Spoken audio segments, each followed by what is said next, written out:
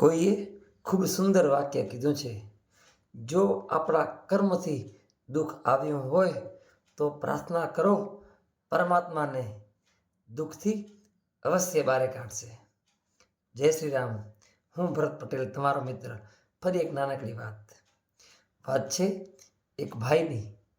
જે ભાઈ કોલેજ મહાવિદ્યાલયમાં ભણવા માટે થઈને અયોધ્યા ગયા અને કોલેજમાં મહાવિદ્યાલયમાં એડમિશન કરાવ્યું.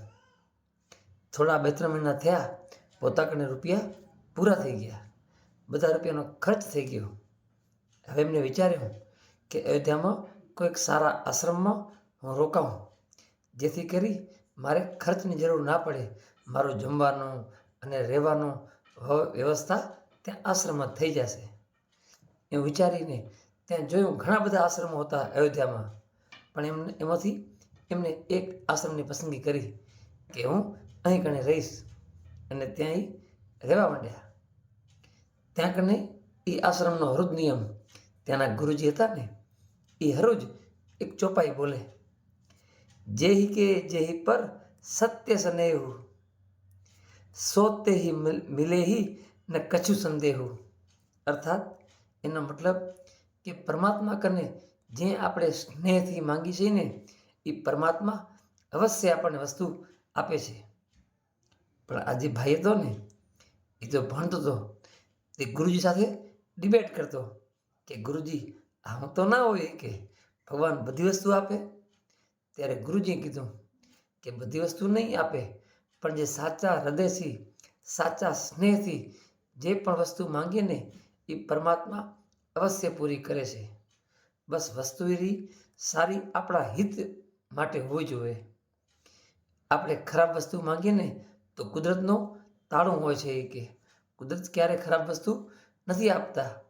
આપણે ખરાબ વસ્તુની માંગણી કરીએ ને તો ક્યારે નથી આપતા, પણ સાચી વસ્તુની માંગણી હોય ને તો પ્રભુ અવશ્ય કામ પૂરું કરે છે. એ પણ આપણા ભાવ સાચા હૃદયથી હોવો જોઈએ, આપણું મન શુદ્ધ હોવું જોઈએ, તો એ વસ્તુ પ્રભુ અવશ્ય પૂરી કરે છે. આમ એમના ગુરુજીએ કીધું. પણ આ ભાઈ હતા, એ ક્યારેક માનતા નહીં. થોડી ગુજરાતી આધ્યાત્મિક ચર્ચા કરતા. આમ કરતાં કરતાં એમને ભણી લીધું, પોતાની નોકરી લાગી ગઈ. એમને નોકરી લાગી ગઈ, સરકારી નોકરી લખનઉમાં. પોતે ત્યાં આશ્રમ છોડી અને લખનઉમાં રહેવા આવી ગયા. લખનઉમાં નોકરી કરવા માંડી ગયા. આ વાતને 15-20 વર્ષ થઈ ગયા. એકવાર એને ઓચિંતાનું એમ થયું કે મારા ગુરુજી શું કરતા હશે, લઈને આશ્રમમાં શું બધા વિદ્યાર્થીઓ કરતા હશે, કે હું ફોન કરું. કે એમને જોયું કે એક પોતાનો કાગળ હતો, એમાં ગુરુજીના આશ્રમના નંબર હતા, ટેલિફોન નંબર હતા ને, તેમને ફોન કર્યો. તે ફોન ત્યાંના બીજા વિદ્યાર્થી હશે આશ્રમમાં, જે ત્યાં ઉપાડ્યો, એમને ફોન રિસીવ એમને કર્યો. ત્યારે ભાઈ કીધું કે ગુરુજી શું કરી રહ્યા છે, ગુરુજી કેમ છે?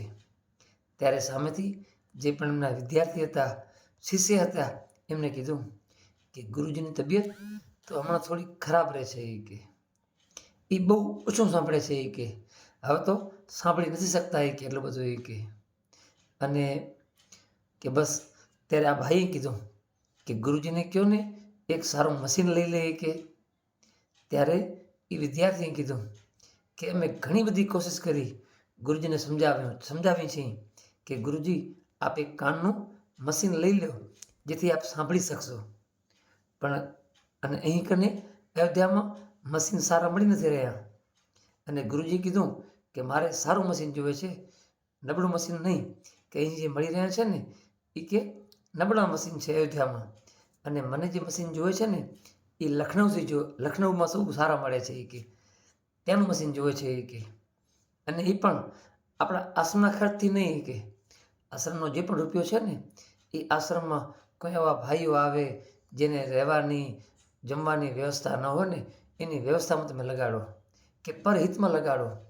કોઈની પાસે ન હોય તો એને જમવાનું તમે આપો.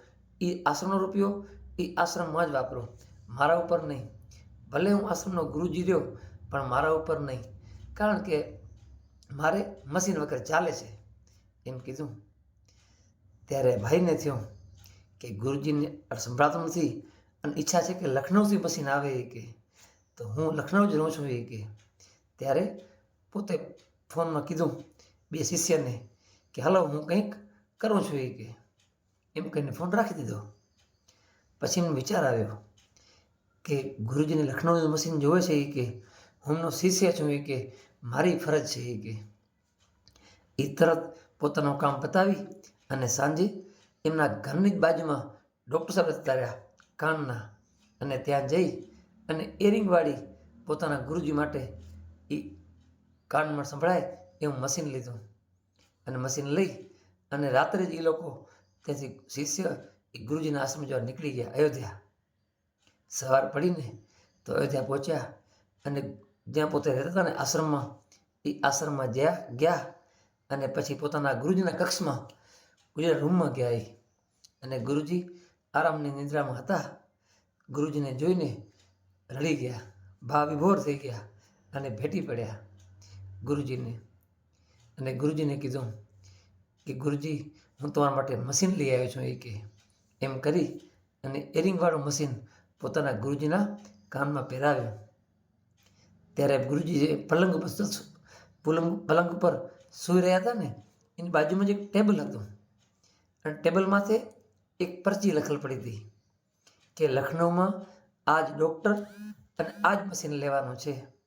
અને એ વિદ્યાર્થી, એ શિષ્ય એ જ મશીન અને ડૉક્ટર પાસેથી જ લઈ આવ્યા. ત્યારે એની આંખમાંથી ધડ આંસુ આવવા માંડી ગયા. ત્યારે જેવું મશીન લગાવ્યું ને તે ગુરુજી બોલી ઉઠ્યા, જેહી પર સત્ય સ્નેહુ, સોતે હી મિલે હી ન કછુ સંદેહુ. અર્થાત કે પરમાત્મા કને જે પણ માંગી છે ને એ પરમાત્મા અવશ્ય પૂરું કરે છે. એવું શિષ્યને કીધું. એને શિષ્ય પણ ભાવ વિભોર થઈ ગયા હતા કે ગુરુદેવ તમે જે પણ બોલ્યા ને એ સાચું બોલી રહ્યા હતા એ કે. હું તો કે નોકરી કરતો હતો એ કે, મારી નોકરી ચાલુ છે. મને 15-20 વર્ષ પછી એમ થયું કે લે ગુરુજીને પૂછા કરું, ગુરુજીના હાલ ચાલ જાણું. અને ત્યારે મને ખબર પડી કે આ મશીન જોવે છે ગુરુજીને. મારા અંદર ભાવ છે ને આ પરમાત્માએ પ્રગટ કર્યો હોય કે મારામાં તો ભાવ હતો નહીં એ કયો. અને તમે જે લખેલ છે ને ડૉક્ટર, એ ડૉક્ટર પાસેથી અને હું એ જ મશીન લઈ આવ્યો છું એ કે. એ પણ પરમાત્માની કેવી કૃપા છે એ કે. માટે પરમાત્મા કને જે સ્નેહથી માંગીને, પરમાત્મા પાસેથી ભાવથી માંગીએ ને એ પરમાત્મા ચોક્કસ વસ્તુ આપણને અર્પણ કરે છે. માત્ર એક ભાવની જરૂર છે, સ્નેહની જરૂર છે. આપણે જે પણ માંગીએ ને પ્રભુ કને તો સ્નેહથી માંગીએ. માટે પ્રભુ પાસે માંગતા રહેજો અને પ્રભુ અવશ્ય એની મનોકામના પૂરી કરશે. પણ વાત એ સમજજો કે માંગવું એવું કે જે આપણા હિતનું હોય. આપણા હિતનું હશે ને એ જ પ્રભુ આપણને આપશે. કારણ કે એ નાથ છે ને સર્વજ્ઞાની છે. એ આપણો પરમાત્મા બાપ છે. માટે બાપ છે ને એ દીકરાને એનું ભલું હોય ને એવું જ વસ્તુ આપે. માટે આપણે બસ પ્રાર્થના સાચા હૃદયથી, સાચા દિલથી અને સાચા સ્નેહથી કરીએ તો અવશ્ય આ વાત સાંભળશે. ત્યારે ભાઈને સમજાણું કે જે ગુરુજી કહી રહ્યા હતા ને આ એક ચમત્કાર છે કે હું મારા મનમાં આવી અને પરમાત્માને જે મને કરાવ્યું ને એ કામથી આજે ખરેખર મને આનંદ થયો કે મારા થકી એ કામ થયું.